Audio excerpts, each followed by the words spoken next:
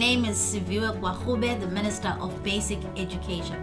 Today we'll be tabling our 2026-2027 budget for the sector in the National Assembly, and tomorrow we'll be tabling the budget in the National Council of Provinces. This is very, very important because, of course, Parliament and the two houses of Parliament are the ones that really approve our budgets. But what is more exciting and what is more relevant for you is that these budgets contain all our plans and all our priorities and where we are investing the most. We are investing in the foundations of learning because we believe that every single child in South Africa should be able to read for meaning, count confidently, because ultimately literacy is the gateway to success. And ultimately, when children are able to read for meaning, whenever in their foundation phase, they are able to open a world of opportunity for them to be able to take on gateway subjects. Also, we are investing in inclusive education because inclusivity should not be a privilege. Inclusivity is about justice, and we are making sure that we're investing in inclusive education. Of course, our educators are the backbone of our education system, and so we're really investing in making sure that we develop them, making sure that we're supporting them. And then, of course, the issue around infrastructure. Infrastructure remains a massive issue for us in the sector because we want to make sure that our learners and our educators are in schools that are dignified, that sanitation is prioritized, and that our schools remain safe places. So we will continue making sure that we make massive investments in that regard. I'm hoping that you will be able to follow the budget votes on our parliamentary channels, but also on the DBE YouTube page, because ultimately this is your budget for your children, and we are making sure that we are building strong foundations for a strong future.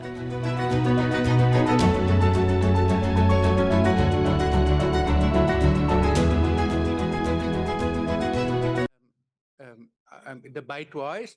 Honourable Minister, I'm going to ask you, if you don't mind, to just start afresh. We now know Lindiwe and Nelson in the House, but on the virtual platform we don't. So please just start from the beginning.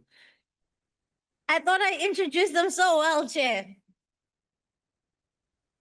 For the purposes of the members on the platform, I wanted to tell the House about the tale of two 10-year-olds. The first one being Lindiwe, who's attended an ECD center, structured learning, qualified practitioners, and proper nutrition. By age 10, she reads with understanding, solves mathematics problems confidently, and her future is bright. The second is Nelson. He's just as bright, just as deserving, but did not attend an ECD center. He first encounters a book for the first time in grade 1, and by age 10, he cannot yet read for meaning, but he must write the same assessments as Lindiwe. The curriculum moves forward, and Nelson is left behind. And members, the argument I'm making here is that over 90% of children in South Africa are mostly Nelsons and not Lindiwe's. This is the education injustice of our time. And so the question before this House today is whether the implementation of this budget vote helps more children like Nelson receive strong foundations that children like Lindiwe already have.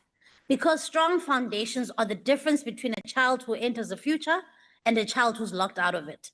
And that's why I tabled the budget vote 16 under the theme, Strong Foundations for Strong Futures. In a few short weeks, this administration will mark 2 years in office. We inherited weak accountability, infrastructure backlogs, procurement failures, declining public trust.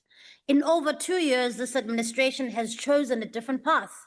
We have chosen reform, discipline, and delivery that must be felt in classrooms, teacher support, and learner outcomes. This budget is tabled under severe fiscal pressure, but the future of South Africa cannot wait for perfect conditions. It supports our core priorities, quality ECD, foundational literacy and numeracy, inclusive education, teacher development, school safety and infrastructure, and stronger governance. Chair, if we want Nelson to keep up before he's left behind, we cannot start in grade 4 or in grade 12. We must start earlier. That is why early childhood development is central to this budget vote. ECD is where inequality either begins to narrow or it begins to harden. Last year, we set ourselves an ambitious target of registering 10,000 ECD centers in 1 year. Many believe that it could not be done, but I'm happy to announce that we registered more than 13,300 ECD centers, exceeding our target by 33%. ECD registration has grown by 200 between 2021 and 2026. This means 1.2 million children now have access to registered ECD programs and will enter school better prepared than before. And I'm also pleased to announce that the ECD nutrition pilot has entered implementation. The contract was advertised in March 2026, and we will soon pilot ECD nutrition in centers in the Eastern Cape. This responds directly to the Thrive by 5 findings that 7% of South Africa's children are stunted due to malnutrition. These interventions mean more Nelsons will start schools ready to learn. Members, emerging international evidence points to developmental risks from excessive screen exposure in early childhood. I'm therefore announcing that we will develop a national screen time guidance for children aged between 2 and 6 to help protect the development of language, attention, memory, and social skills. We are also reviewing the 2004 white paper on e-education and developing practical national guidance on the use of AI in our classrooms. Our approach is clear. The machine may assist, but the teacher must decide, the learner must think, and the system must protect. Honorable members, compulsory grade R is one of the most important reforms in democratic South Africa, but implementation has a cost. Aligning qualified grade R practitioner salaries with foundation phase educators while appointing additional grade R teachers will cost approximately 10 billion rand over the medium term. National Treasury has not allocated the full funding for this. We have therefore redirected 800 million from the ECD grant to address the immediate grade R pressures. This is not ideal, but doing nothing would be far worse. We will be continuing engaging with National Treasury for sustainable long-term funding. We are also putting the regulations in place to support responsible implementation of the Bella Act. Draft regulations on admissions, school capacity, and learner pregnancy have already been published for public comment. Further draft regulations on teacher development, home education, notice on SGB elections, and amongst others, will be published for comment during this financial year. Work to amend the South African Schools Act to recognize and regulate online schools is also underway. I'm also happy to announce that Cabinet has approved the Children's Amendment Bill, which will now proceed through Parliament. It is critical to a more efficient and a child-centered ECD system. And reform is now being translated into law that make delivery easier for the child, the parent, the school, and the teacher. Fellow South Africans, a child experiences financial mismanagement in an overcrowded classroom, a vacant teacher post, or a textbook that never arrives. In September 2024, I informed the public of the results of a financial analysis we had initiated into provincial education departments. The findings were deeply concerning. The analysis projected that 3 of the provincial education departments will fall into the red by 2025-2026, and 7 in the outer years of the MTEF. Those risks are now materializing in KwaZulu-Natal, in the Free State, and in the Northern Cape, with others growing pressure. Today, I'm announcing a multidisciplinary recovery technical support team of experienced advisors to support provinces on budget planning, financial analysis, and school resourcing. When a provincial education finances fail, learners suffer. Provinces must also ensure that norms and standards funding allocations are paid to schools on time. These funds are not optional. They are not a favor to schools. They are the lifeline of teaching and learning. And where payments are overdue, provinces must act urgently. A learner must not become the shock absorber of provincial cash flow failures. National government will still strengthen its oversight role. Colleagues, we are strengthening learning where it matters the most. Foundation phase. This year, 10,000 foundation phase teachers will receive targeted literacy and numeracy training, while we will refresh the implementation of the National Reading and Literacy Strategy. But policy alone does not improve outcomes. Quality teaching does. Therefore, teachers cannot spend more time filling in forms than teaching children. So I'm pleased to announce that the National Education and Training Council has submitted proposals to reduce unnecessary bureaucracy, and the department will soon issue directives to provinces to drastically reduce reporting tools. To the teachers of South Africa, we have heard you, Sinivile, every hour return to teaching is an hour return to children. Members, the Funza Lushaka bursary program has also shifted decisively towards foundation phase education. In 2025, 42% of Funza Lushaka bursaries were allocated to foundation phase education, and I'm pleased to announce that in 2026, this has increased to 55%. The review of the formula used to allocate teachers to schools is also expected to be concluded in this financial year, and this will make sure that teachers are allocated to the foundation phase. If we are serious about literacy and numeracy, the earliest grades must receive the strongest support. Fellow South Africans, the next phase of reform must also change in how we measure success. We must applaud the class of 2025 for achieving a pass rate of 88%, the highest in the country's history. But for too long, the national conversation on quality has been reduced to a single mark. And in fact, therefore, I'm announcing that going forward, the department will rank provincial performance through an inclusive basket of indicators focused on quality.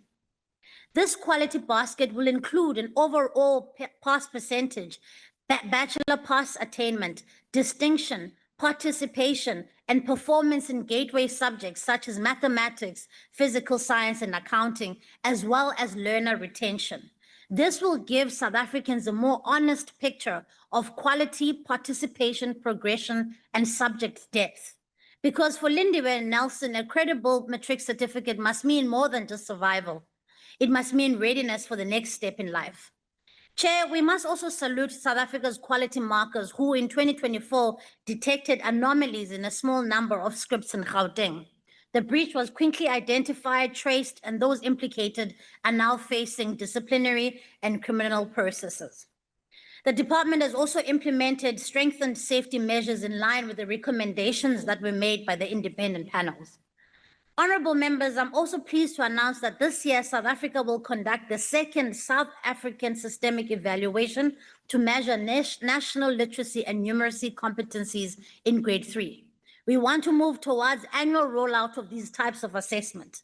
We are also strengthening mother tongue-based bilingual education assessments in rolling out the general education certificate program to strengthen pathway planning and skills development. Together, these reforms will provide a clearer data and stronger tools for intervention. School safety and infrastructure remain urgent priorities. We've eradicated 99.9% of the pit toilets identified in the 2018 SAFE initiative backlog, with mop-ups already underway with the one remaining project in construction.